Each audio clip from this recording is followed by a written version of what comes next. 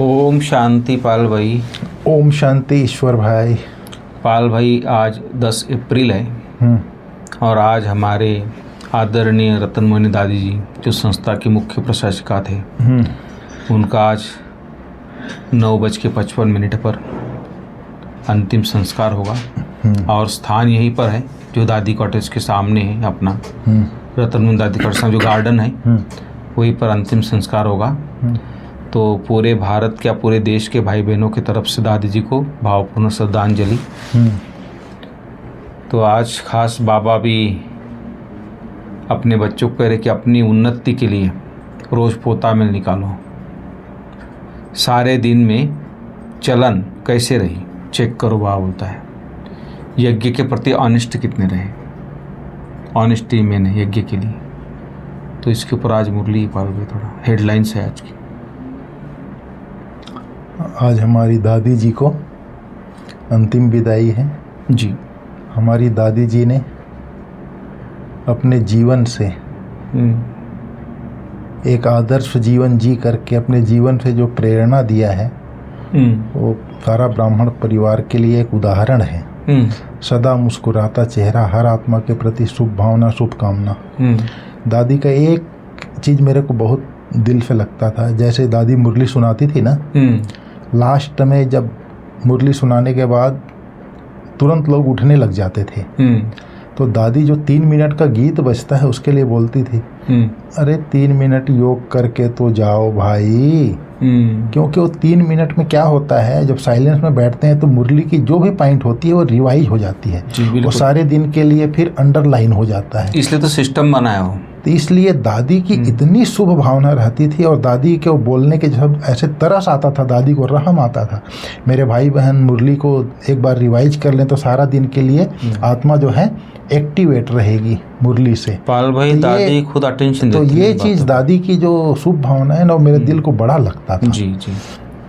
नहीं, दादी में शुरू से ही ज्ञान योग की लगन बहुत थी, इसलिए उन्होंने टीचर्स को इतने आगे बढ़ाया, हर टीचर का सुनते थे। और मैं देखता था ओम शांति, उन्हें जब दादी 94 में जो ओम शांति उन संभालते थे तो उस टाइम दादी को मैं देखता था, दादी जब मुरली सुना के आती थी ना ऊपर से ओम शांति भवन से, तो वहाँ पर नीचे बाबा रूम है ओम शांति भवन के नीचे, वहाँ जाके योग में बैठ जाती थी मुरली के बाद। तो लीलाबेन ढूंढती, दादी कहाँ गई, दादी कहाँ गई, दादी नाश्ते के टाइम में दादी कहाँ गई, दादी वहाँ तपस्या करती थी। उन लोगों में अंदर से तपस्या का, पढ़ाई का अंदर से बहुत लगन था, अंतर्मुक्ता का रस मिल गया था उन्हें। जी जी। तब उन्होंने अपने जीवन को इतना आगे बढ़ाया। वही बाबा ने आज भी अंतर्मुक्ता के ऊपर ही आज मुरली है और पोता मिल के ऊपर ही मुरली है। तो बाबा ने आज कहा है, 10 अप्रैल 2025 है जी, बाबा ने कहा, मीठे बच्चे अपनी उन्नति के लिए रोज पोता मेल निकालो, सारे दिन में चलन कैसी रही चेक करो, यज्ञ के प्रति ऑनेस्ट रहे। तो बाबा ने एक बार यज्ञ के प्रति ऑनेस्ट, बाबा ने एक बार कहा है, हर कर्म में श्रीमत प्रमाण एक्यूरेट चलने वाले ईमानदार वफादार आत्मा है। जी, बाबा ने कहा जो दिनचर्या के हर कर्म में श्रीमत प्रमाण एक्यूरेट चलते हैं उन्हें ही ऑनेस्ट अर्थात ईमानदार और वफादार कहा जाता है। बाबा ने कहा ब्राह्मण जन्म लेते ही दिव्य बुद्धि में बाप दादा ने जो श्रीमत भर दी है, ऑनेस्ट आत्मा उसी प्रकार इशारे से ऑटोमेटिक चलते रहती है। फिर बाबा ने उदाहरण दिया, जैसे साइंस के साधनों द्वारा कई चीज़ें इशारे से ऑटोमेटिक चलती है, चाहे स्विच द्वारा या वाइब्रेशन द्वारा, वैसे ही ऑनेस्ट आत्मा साइलेंस की शक्ति से, अर्थात जो बाप दादा ने श्रीमत भर दी है उसी के अनुसार इशारे से ऑटोमेटिक चलती है। तो हमको सारा दिन चेक करना है, क्या हर कर्म में मैं श्रीमत प्रमाण एक्यूरेट चला। बाबा के श्रीमत, आज बाबा ने कहा भोजन देवताओं मिसल खाया, चलन कायदेशीर चली या अनाड़ियों मिसल चली, आज बाबा ने इसके ऊपर फोकस किया। तो ये चीज़ चेक करना है, क्या मैं हर कर्म में श्रीमत प्रमाण एक्यूरेट रहा। जी, तो ये इसका पोता मेल रखो, बाबा बोलता है। तो मैं अपना व्यक्तिगत बताता हूँ, पोता मेल वो लिखत वाला तो नहीं रखता, लेकिन शाम को जब सोने के पहले जो चार्ट देते हैं, मौखिक चार्ट बाबा को मैं देता हूँ, मैं लिखता तो नहीं हूँ, और ऐसे बाबा को सुना देते हैं। हाँ, अच्छी बात है पाल भाई, ये जो श्रीमत है इसमें सब कुछ आ गया है। तो बाबा बोलते हैं कि किन बच्चों के प्रति बाप का बहुत रिगार्ड है, उस रिगार्ड की निशानी बाबा ने बताई आज, कि जो बच्चे बाप के साथ सच्चे, यज्ञ के प्रति ईमानदार हैं, कुछ भी छिपाते नहीं हैं। उन बच्चे के प्रति बाप का बहुत रिगार्ड रहता है। रिगार्ड होने के कारण बाप उठाते रहते हैं, सर्विस पर भेज देते हैं। बच्चों को सच सुनाकर श्रीमत लेने की अक्ल होनी चाहिए। बाबा बोलता है कि भगवान को सच्चा सुनाकर बाप से श्रीमत लेने की भी अक्ल होनी चाहिए। तो उन्हीं बच्चों का ही बाबा रिगार्ड रखता है, कल्याण करता है। तो इस तरह बाबा के आज क्वेश्चन आंसर में थोड़ा सुना है बाबा ने, तो मैं समझता हूँ डिटेल थोड़ा आप बताएंगे इसके बारे में। तो ये तो हमारी दादियाँ का जीवन जो है जी, जो बाप के साथ सच्चे थे जी। आज देखो, हमारी दादी प्रकाश मणि थी, जब ब्रह्मा बाबा व्यक्त हुए जी, तो अगर वो बाबा चाहते तो उनकी बेटी निर्मल शांता दादी थी, उनको जो है चीफ बना सकते थे बाबा। लेकिन हमारी दादी प्रकाश मणि सच्चाई, सफाई, ईमानदारी, कर्तव्य परायणता की धनी थी दादी सच्चाई, सफाई, ईमानदारी के कारण बाप दादा के दिल पर चढ़ी हुई थी। तो बाप दादा ने कलश उनके ऊपर रखा जी। उनके दादी के प्रति, दादी प्रकाश मणि के प्रति इतना रिगार्ड था। बाबा ने कहा बाप का रिगार्ड किन बच्चों प्रति है। तो ये मतलब प्रैक्टिकल में दिखाई देता है। तो ये जो हम अगर सच्चाई सफाई से चल रहे हैं, यज्ञ के प्रति ईमानदार होकर के चल रहे हैं, बाप ने जो श्रीमत दी है उस अनुसार एक्यूरेट चल रहे हैं। आज बाबा जो है कितने बाबा के बच्चों का नाम लेता है, क्यों लेता है? इन लोगों ने श्रीमत प्रमाण एक्यूरेट चली है। हमारे जगदीश भाई का नाम क्यों लेता है बाबा? ये लोग यज्ञ के श्रीमत प्रमाण एक्यूरेट चले हैं, इसलिए सच्चाई सफाई, तब ईमानदार रहे यज्ञ के प्रति, कुछ भी नहीं छिपाया इन लोगों ने, जो तन मन धन स्वाहा किया यज्ञ में। इसलिए बाबा स्वयं बाप उनको रिगार्ड देता है, पुचकार दे करके उनको उठाता है, सर्विस के लिए भेजता है। ये सारी चीजें बाबा ने कहा। और भी कुछ कहा बाबा ने अंतर्मुखता के ऊपर? हाँ, आज गीत बजा है महफिल में जल उठी समा। बाबा ने कहा ये समा जो कहते हैं दुनिया वाले गीत बनाए हैं, ये भी रांग है। परमात्मा को वास्तव में कोई समा नहीं कहा जाता है, भक्तों ने नाम रख दिया है। फिर बाबा ने कहा शास्त्र आदि में बाप का परिचय नहीं, इसीलिए उन्हों को नास्तिक कहा जाता है। तुम बच्चों को बाप ने परिचय दिया है, परंतु अपने को आत्मा समझ बाप को याद करना है। इसमें ही बहुत बुद्धि का काम है जी। इसमें बहुत ही बुद्धि का काम है। इस समय है पत्थर बुद्धि, आत्मा में बुद्धि है। आर्गन्स द्वारा पता पड़ता है कि आत्मा की बुद्धि पाराशैया पत्थर है, सारा मदार आत्मा पर है जी। फिर बाबा ने कहा है अपने को आत्मा समझ बाप को याद करो, तब कुछ बुद्धि में बैठे। बाप कहते हैं भल अच्छे अच्छे बच्चे हैं, बहुत अच्छा ज्ञान सुनाते हैं, लेकिन योग नहीं है। योग के लिए आज बाबा ने कहा, बाबा ने कहा देह और देह के संबंध को छोड़ अपने को अशरीरी आत्मा समझना, यह पुरुषार्थ करना बुद्धि का काम है। यहाँ पर बाबा ने अंडरलाइन किया, बुद्धि का काम है जी। मन का काम नहीं है, सब पुरुषार्थी हैं। बाबा ने कहा यह सारी दुनिया का बाप है, सभी उस एक को बुलाते हैं, वह आकर बच्चों को समझाते रहते हैं, फिर भी इतना रिगार्ड थोड़े ही रहता है। बड़े बड़े आदमी आते हैं, कितना रिगार्ड से उनकी संभाल करते हैं, कितना भपका रहता है। इस समय तो हैं सब पतित, परंतु अपने को समझाते थोड़ी ही हैं। माया ने बिल्कुल ही तुच्छ बुद्धि बना दिया है। कह देते हैं सत्य की आयु इतनी लंबी है, तो बाप कहते हैं ये तो 100% बेसमझ हुए। बाबा ने कहा 5000 वर्ष पहले इन लक्ष्मी नारायण का राज्य था।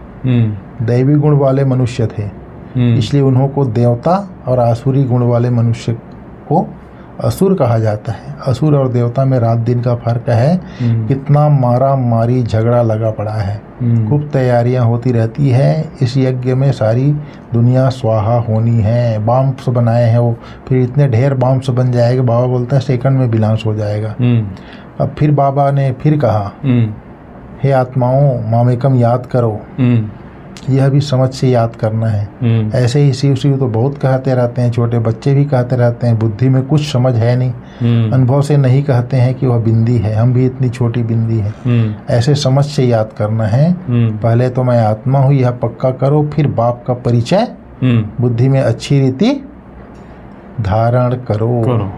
अंतर्मुखी बच्चे ही अच्छी रीति समझ सकते हैं। हम आत्मा बिंदी हैं, अभी हमारी आत्मा को नॉलेज मिल रही है। 84 का पार्ट कैसे भरा है, कैसे आत्मा सत्व प्रधान बनती है, यह सब बड़ी अंतर्मुख हो समझने की बातें हैं। इसमें टाइम लगता है जी, इसमें टाइम लगता है। यह बुद्धि में पक्का होना चाहिए, हम आत्मा हैं।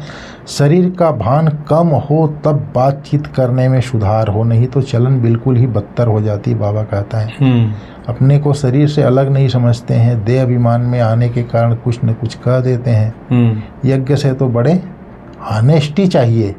अभी तो बहुत अलबेले हैं, खान पान वातावरण कुछ सुधरा नहीं है, अभी तो बहुत टाइम चाहिए। बाबा कहता है सिर्फ अपने को ऐसे ही खुश नहीं कर लेना है।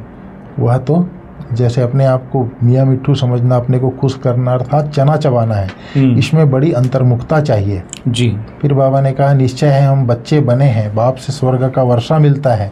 अगर हम बाप की पूरी सर्विस करते रहेंगे, यही हमारा धंधा है। सारा दिन विचार सागर मंथन होता रहेगा। यह बाबा भी विचार सागर मंथन करता होगा। कौन सा बाबा? ब्रह्मा बाबा। नहीं तो यह भी पद कैसे पाएगा? बाबा ने कहा बाप का बनकर और बाप से वर्षा लेना यह मासी का घर नहीं है। बाप का बनकर और फिर ऐसा कुछ करते हैं तो नाम बदनाम करते हैं, बहुत चोट लगती है। बिल्कुल। वारिस बनना कोई मासी का घर थोड़े ही है। बाबा ने कहा बच्चों को बहुत अंतर्मुखी होना चाहिए, तब तुम किसको समझा सकेंगे। तुम्हारे पर बलिहार जाएंगे, फिर बहुत पछताएंगे। हम बाप के लिए इतनी गाली देते आए। बाबा ने कहा सर्वव्यापी कहना, अपने को ईश्वर कहना, उन्हों के लिए सजा कोई कम थोड़े ही है। जो आदमी सर्वव्यापी कहता है ईश्वर को और अपने को शिवो हम अर्थात ईश्वर कहता है, उन्हों के लिए सजा कम नहीं है। ऐसे ही थोड़ी चले जाएंगे बिना सजा खाए। उन्हों के लिए तो और ही मुसीबत है। जब समय आएगा तो बाप इन सबसे हिसाब लेंगे। कयामत के समय हिसाब किताब चुकतू होता है ना, इसमें बड़ी विशाल बुद्धि चाहिए जी। फिर बाबा ने कहा मनुष्य को देखो किस किस को प्राइज देते रहते हैं, वास्तव में पीस करने वाला तो बाप है ना। बच्चों को लिखना चाहिए दुनिया में प्यूरिटी, पीस, प्रॉस्पेरिटी भगवान की श्रीमत पर स्थापन हो रही है। श्रीमत मशहूर है। श्रीमत भगवत गीता शास्त्र को कितना रिगार्ड देते हैं। तुम अभी जानते हो सारी दुनिया ही जलकर भस्म हो जाएगी। यह मंदिर मस्जिद आदि को जलाते रहेंगे। ये सब होने के पहले पवित्र होना है। यह होना लगी रहनी चाहिए। यह होना लगा रहे। अभी सिचुएशन तो हो गया अर्थात तात लगी रहे। फिर बाबा ने कहा बच्चे जानते हैं किसको? शिव बाबा को। शिव बाबा तो गुप्त है, इनका भी किसको रिगार्ड थोड़ी है। किसका? ब्रह्मा बाबा का। समझते हैं हमारा तो शिव बाबा से कनेक्शन है। इतना भी समझते नहीं, शिव बाबा ही तो इन द्वारा समझाते हैं, ब्रह्मा द्वारा। माया नाक से पकड़ उल्टा काम कराती रहती है, छोड़ती ही नहीं। राजधानी में तो सब चाहिए ना। यह सब पिछाड़ी में साक्षात्कार होंगे, सजाओं के भी साक्षात्कार होंगे जी। इस तरह से आज बाबा ने मुरली में ये सार रूप में ये सब बातें बताई। बिल्कुल बिल्कुल पाल भाई, बच्चों को बाबा हर रीति सावधान करते रहते। सारी दुनिया की हिस्ट्री ज्योग्राफी समझाते, कैसे कैसे विनाश होना है, कैसे तैयारी होनी है, कैसे मंदिर मस्जिद टूटेंगे, फिर कैसे पवित्रता की धारणा भी तुमको करनी उससे पहले। तो ये सब बाबा ने बहुत सारी बातें बताई। फिर बाबा बोलते कि अंतर्मुखी बनकर शरीर से के भान से भी परे रहना है, अभ्यास करना है, खान पान चाल चलन सुधारनी। बाबा बोलता है सिर्फ अपने को खुश करके अलबेला नहीं होना है। कई बार अपने आप को खुश कर लेते ना आप, तो बाबा बोलता है ऐसे कह के अलबेला नहीं होना है। बाबा बोलता है कि चढ़ाई बहुत ऊंची है, इसलिए बहुत बहुत खबरदार होकर चलना है। कोई भी कर्म संभाल कर करना है। फिर बाबा बोलते हैं कि अपने गांठ बांध लेनी है चाहिए कि हमें इन लक्ष्मी नारायण जैसा बनना ही है। तो अंदर से गांठ बांध लेनी चाहिए ना, दृढ़तापूर्वक इसको दृढ़ संकल्प करना चाहिए। तो ये सब बातें आज की थी, मुख्य बातें पाल भाई मुरली की। तो आज का वरदान थोड़ा। आज वरदान बाबा ने कहा अपने रूहानियत की श्रेष्ठ स्थिति द्वारा जी वातावरण को रूहानी बनाने वाले सहज पुरुषार्थी भाव। रूहानियत की स्थिति द्वारा अपने सेवा केंद्र का ऐसा रूहानी वातावरण बनाओ जी, जिससे स्वयं की और आने वाली आत्माओं की सहज उन्नति हो सके। क्योंकि जो भी बाहर के वातावरण से थके हुए आते हैं उन्हें एक्स्ट्रा सहयोग की आवश्यकता होती है। इसलिए उन्हें रूहानी वायुमंडल का सहयोग दो। सहज पुरुषार्थी बनो और बनाओ।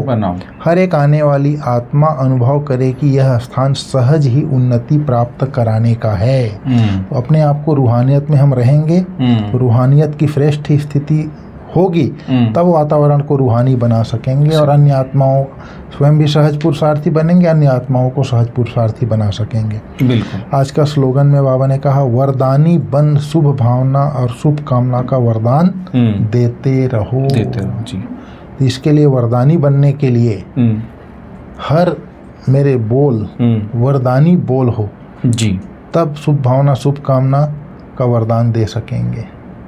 हम लोग तो साधारण बोल भी बोल देते हैं, ये सब वरदानी फिर नहीं कहे जाएंगे। इसके लिए बहुत बड़ा अटेंशन चाहिए, बोल के ऊपर अटेंशन चाहिए। ठीक है भाई साहब, ओम शांति। ओम शांति।